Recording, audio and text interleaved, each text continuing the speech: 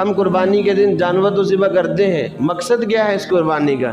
صرف جانور ذبح کر دیے، گوشت خود کھا لیا، لوگوں میں تقسیم کر دیا؟ نہیں، بلکہ اللہ تعالیٰ یہ کیوں پریکٹس کروا رہے ہیں کہ میری زندگی اور میری موت اللہ کے لیے، یہ بات سمجھانے کے لیے کہ جس طرح جانور ہم نے اللہ کے نام پر قربان کیا ہے، جانور نے اپنا سب کچھ ہمارے سپرد کر دیا، ہم نے اس کے پاؤں باندھے، ہم نے اس کو لٹا دیا، ہم نے اس کے گلے پر چھری چلا دی، وہ بچ گیا ہمارے سامنے اور ہمارے سامنے اس نے اپنی جان کی بازی تک لگا دی۔ یہ ہمیں اللہ تعالیٰ دکھانا چاہتے ہیں کہ ہم بھی اللہ کے حکموں کے سامنے اس طرح بچ جائیں، اپنے جذبات کو جس طرح ہم نے جانوروں کو ذبح کیا ہے اس طرح ہم اپنے نفس پہ بھی چھریاں چلائیں، اپنے نفس کو بھی کچلیں، نفس کو ناجائز خواہشات سے ہم روکیں اور بچائیں۔ یہ قربانی کا فلسفہ ہے جو ہمیں بتایا جا رہا ہے۔ جب تک ہم اپنے نفس کے خلاف جہاد نہیں کریں گے، اپنی نفس کو خواہشات سے نہیں روکیں گے، تو یاد رکھیں ہماری یہ زندگی اللہ کے لیے نہیں ہوگی۔ اللہ کے لیے زندگی کب ہوگی؟ جب ہم اپنی خواہشات کو دبائیں گے، کچلیں گے، اپنے نفس کو ناجائز خواہشات سے روکیں گے، پھر جا کر ہماری عبادت، ہماری ریاضت اللہ کی بارگاہ میں قبول ہوگی۔ لیکن اگر ہم اپنے نفس پر چلتے رہیں، اس کی ہر خواہش کو پورا کرنے کی فکر میں رہے، جائز ناجائز کو نہ دیکھا، تو یاد رکھیں کوئی عمل بھی اللہ کی بارگاہ میں قبول نہیں ہوگا۔ جب تک یہ ہمارے اندر یہ نفس کو کچلنا نہیں ہے، اس وقت تک ہمارے عمل مردود ہیں۔ جب ہم کچلیں گے اپنے نفس کو ہر معاملے میں، تو پھر جا کر اللہ رب العزت کی طرف سے قبولیت کے فیصلے آئیں گے، اور اسی وقت تقویٰ آتا ہے جب آدمی اپنے نفس کو کچلتا ہے۔ اس سے پہلے تقویٰ نہیں آتا۔ تقویٰ کہتے کسے ہیں؟ اپنے آپ کو گناہوں سے بچانا۔ دل چاہتا ہے گناہ کرنے کو، اسباب بھی ہیں، سہولیات بھی ہیں، پیسہ بھی ہے، سب کچھ ہے، لیکن گناہ نہیں کرنا۔ یہاں اپنے نفس کو کچلنا ہے، اس کی خواہشات کو دبانا ہے ہم نے۔ یہاں دل ٹوٹتا ہے تو اس کو توڑنا ہے۔ جتنا ناجائز خواہشات میں ہم اپنے دل کو توڑیں گے، اتنا ہی یہ دل نورانیت سے بھرے گا اللہ کی جانب سے، اور اتنا ہی نور اور للہیت اس دل کے اندر آئے گی۔ اور جب للہیت آ جائے گی تو جو عمل بھی اس سے صادر ہوگا پھر اللہ کی بارگاہ میں وہ قابل قبول ہوگا۔ تو اس دل کو ہم نے کچلنا، توڑنا ہے۔ ٹوٹے ہوئے دلوں میں اللہ رب العزت بستے ہیں۔ وہ کسی شاعر نے کیا خوب کہا، تو بچا بچا کے نہ رکھ اسے، تیرا آئینہ ہے وہ آئینہ۔ دل کو آئینے سے تشبیہ دی ہے، یعنی یہ ٹوٹتا ہے تو ٹوٹنے دو اسے۔ تو بچا بچا کے نہ رکھ اسے، تیرا آئینہ ہے وہ آئینہ۔ جو شکستہ ہو تو عزیز تر ہے نگاہ آئینہ ساز میں۔ جب یہ دل ٹوٹ جاتا ہے تو اللہ کی بارگاہ میں اس کی قدر و منزلت بڑھ جاتی ہے۔ اس لیے اس کو ناجائز خواہشات میں توڑنا ہے، ہم نے دبانا ہے، کوشش کرنی ہے جہاں تک ہمارا بس چلتا ہے۔ جب بندہ کوشش کرتا ہے اور اللہ سے بھی تعلق قائم رکھتا ہے کہ یا اللہ میرے بس میں یہ تھا، میں نے کر لیا، اگر آگے تو مجھے گناہ سے بچا، میں کمزور ہوں، میں گناہ سے نہیں بچ سکتا، میرے اندر اتنی طاقت نہیں، ہمت نہیں ہے، یا اللہ تو ہی گناہ سے مجھے بچانے والا ہے۔ بازار جاتا ہوں ہر طرف گناہ ہی گناہ ہے، بد نظری ہے، میں بہت کوشش کرتا ہوں نہیں بچ سکتا، یا اللہ تو مجھے ہمت طاقت دے۔ جب بندہ کوشش بھی کرتا ہے، اللہ سے دعائیں بھی مانگتا ہے، پھر اللہ رب العزت اس کی دعاؤں کو رد نہیں فرماتے۔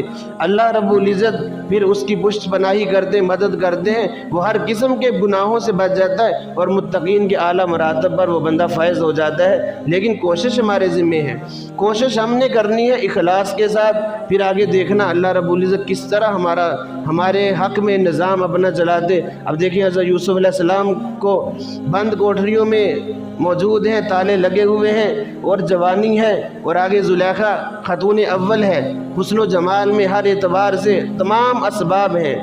اب یہاں بندہ نظر دوڑائے، گناہ کے سارے اسباب موجود ہیں، گناہ کی دعوت بھی مل رہی ہے، کوئی دیکھنے والا بھی بظاہر نہیں ہے۔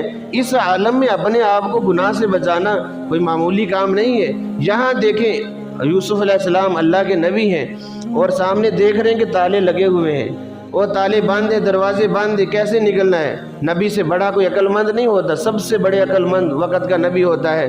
اب سب کچھ دیکھا ہے، لیکن کیا اپنی کوشش کو جاری رکھا ہے کہ میرے ذمہ یہ ہے کہ گناہ سے میں بھاگنے کی کوشش کروں، باقی نتیجہ اللہ کے ثبوت ہے۔ ہمارے ذمہ بھی یہی ہے کہ ہم گناہ سے بچنے کی 100% کوشش کریں، پھر اللہ سے مدد بھی مانگے، پھر دیکھنا اللہ رب العزت کی طرف سے کیسے بند دروازے ہمارے لیے بھی کھلتے۔